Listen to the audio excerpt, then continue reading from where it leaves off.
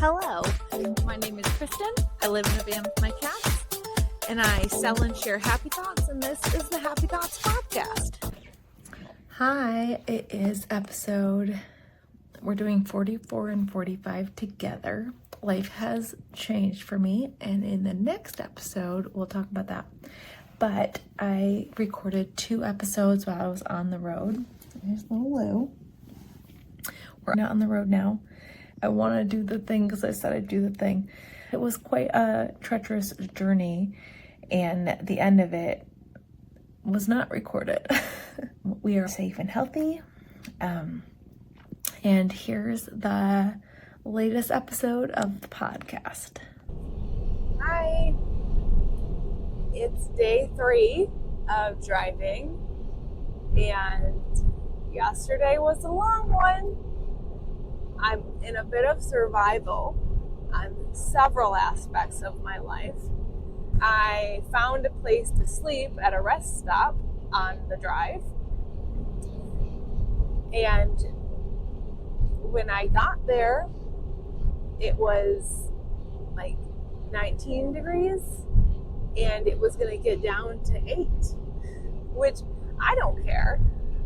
But I have water in the van, and you don't want your pipes to freeze, and I know that, but I don't know much. We're fine in here. We're not going to be too cold. I have a ton of clothes I can just pile on, but it's the water. Wasn't in such a crazy headspace, perhaps I would have dumped the water yesterday before all of this happened, but I didn't know. I drove, 10 hours yesterday. I was really, really tired, and I woke up to frozen pipes. So, Kristin needs some happy thoughts. We're gonna pull one. Okay.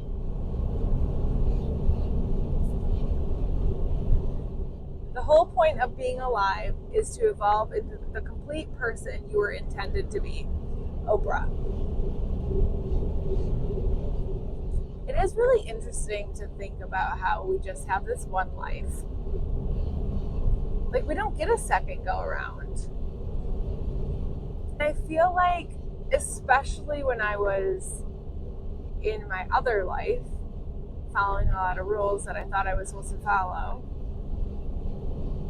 it literally felt like there was a checklist of the things that you do in this life, and that means you did a good job. And who is giving us the good job sticker at the end? Nobody.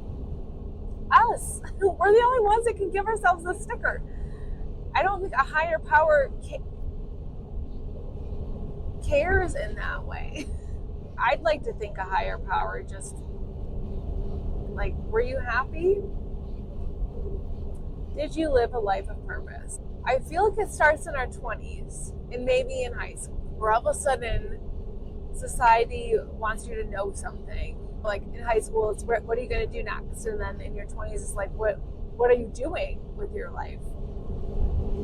And then your 30s, maybe you're trying to forget some of that, or you're in it. You are doing the things that were on the checklist. And then I hear the 40s are the best, because that's when you like let go of all that shit. It's like, wait a minute, we didn't have to follow all those rules.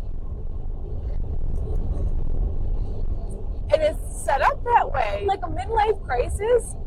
What is that? That sounds like people thinking sense. Like people who have lived a lot of their lives and not done things that they've wanted to do, and then they decide they want to go do them, and then we call that a crisis? That's crazy. I mean, of course, it can look a little haphazard if you've never done it. Does anyone do a good job of something, whatever a good job is, the first time they do it? No. It's not good. This podcast, I certainly hope, has gotten better since the first episode, and this YouTube, I certainly hope it's better in a year if I'm still doing it. that's just normal. I feel like the whole point, you can say the whole point of being alive is to evolve into the complete person you're meant to be, or just like the whole point of doing anything is to just do it the way that you do it. And then get better at it, evolve. Just keep on moving and growing and changing. You can only move and grow and change if you start somewhere and you go somewhere different.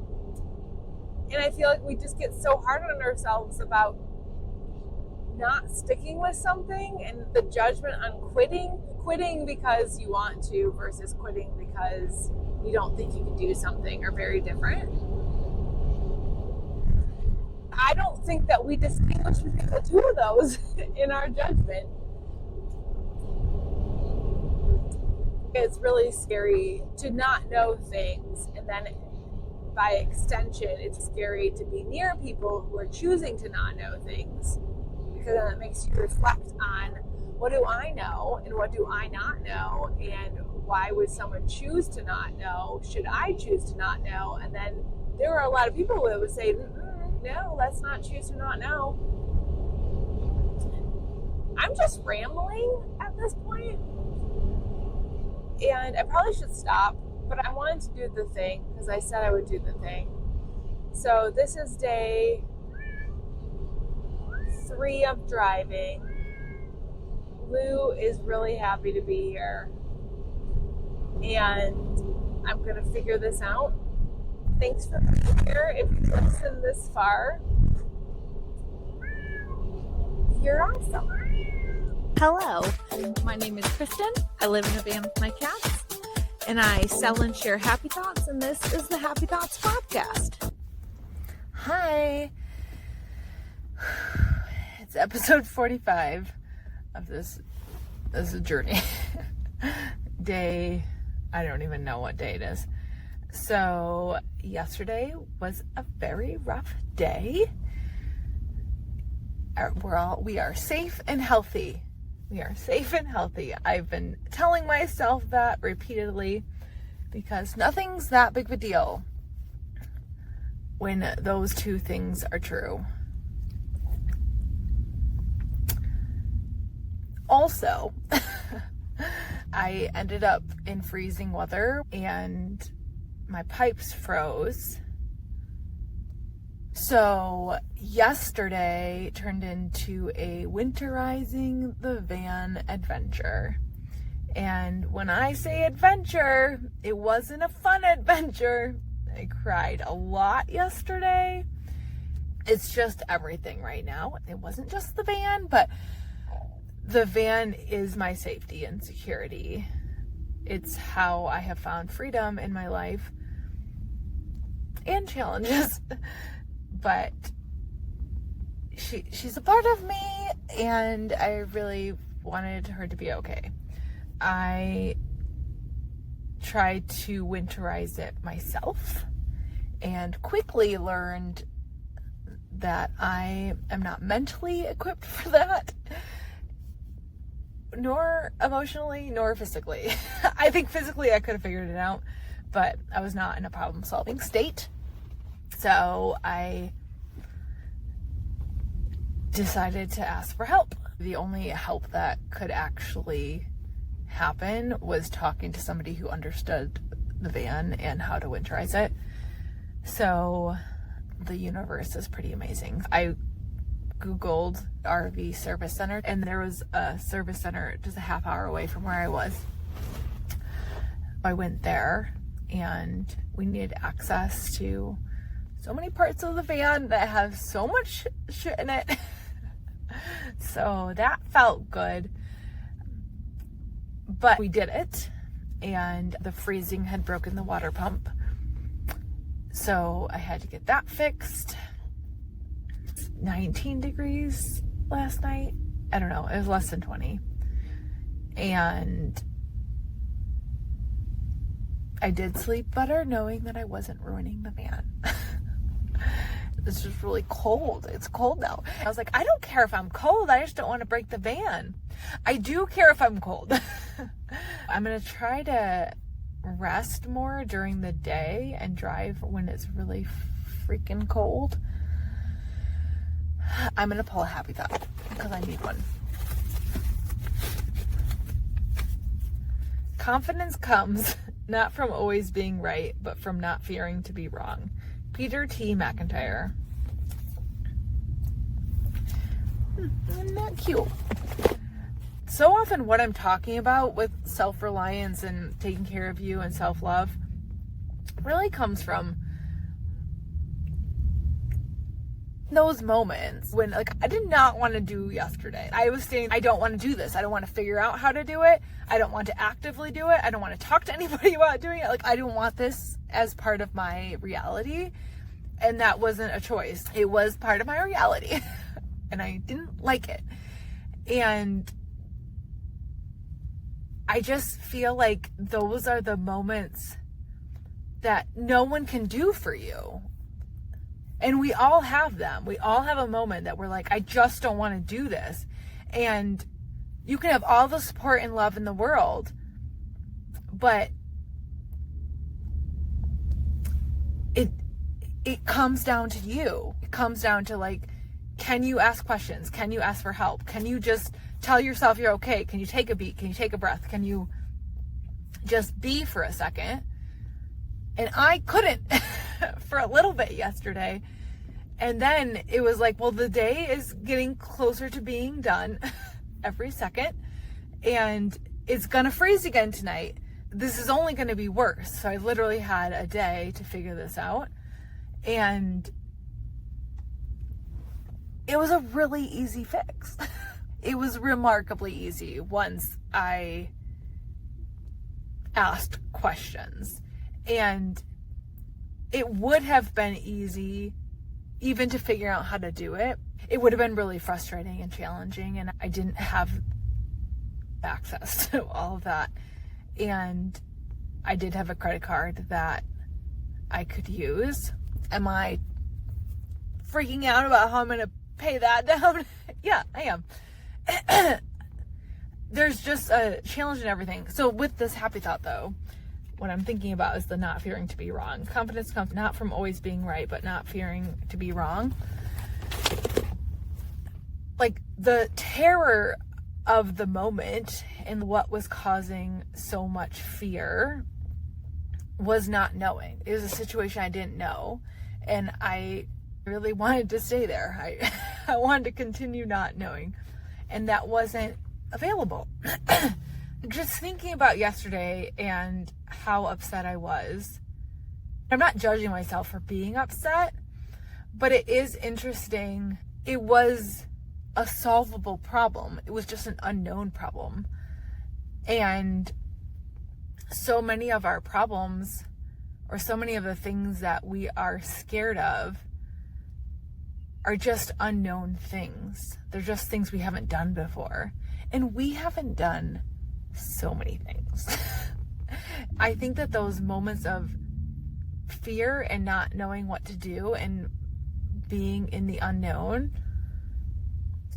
only get better when we can change the route that our brain is taking. There's a direction that we just want to go in, like the fight or flight. And stopping and breathing and thinking are really, really hard to access in those moments. But when you stop and breathe and think, so often the thing that was really hard is not actually that hard when you break it into the pieces that it is, which everything is a bunch of little pieces. Like yesterday, it was looking up a number to call, seeing if there was even a place, thinking of the words. What words am I Googling right now? What do I need to know? Finding someone to talk to, and then every step got easier because more information was gained through Googling, just winterizing. I knew everything that we were going to have to do. I just didn't have all the parts that were necessary, and I didn't know how to actually do them. And then with the pump being broken, I'm really glad I didn't go the route of just trying to do it myself, because I wouldn't have been able to, because I would have needed that replaced. And I'm heading to Michigan right now to have the van in winter for a while. And I don't know how long that's going to be. And that's a whole other hard, challenging thing that I haven't talked about yet. But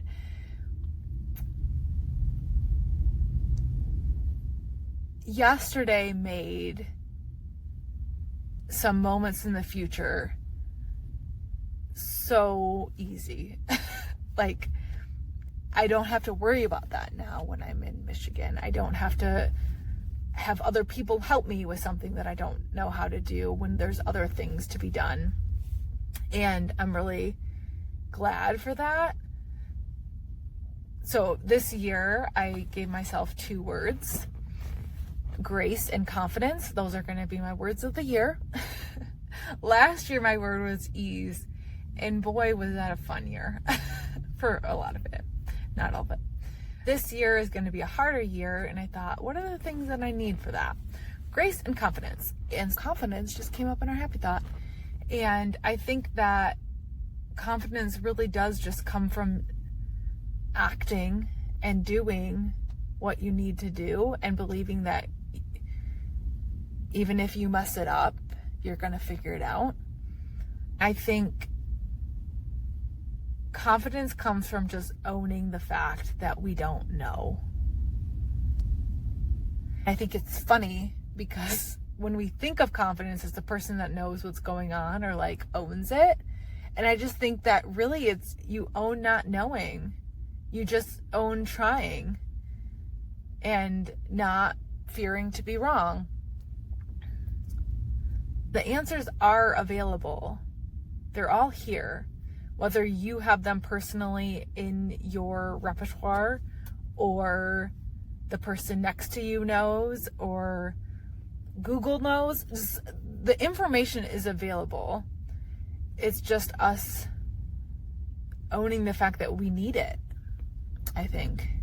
I think doing things scared gives you more confidence, or at least looks like confidence. And that's where I think anxiety is a superpower, because anybody with anxiety, you're doing things scared all the time. So give yourself some credit, Just keep doing stuff. And when you don't know, you're not alone. None of us know. So I don't know if that makes you feel better. But the information's there, and you know a lot more than you think you do, or at least you have access to learn more than you already know. Much love to you all. Bye-bye. Thanks for listening. Happy Thoughts are available on my website, thehappythoughtproject.com, and Amazon, and Fair for Wholesale. And we're on the Instagram, Happy Thoughts by Kristin. If you want to follow or leave a review on the podcast, you'd be greatly appreciated. Thank you, YouTube viewers, for being here.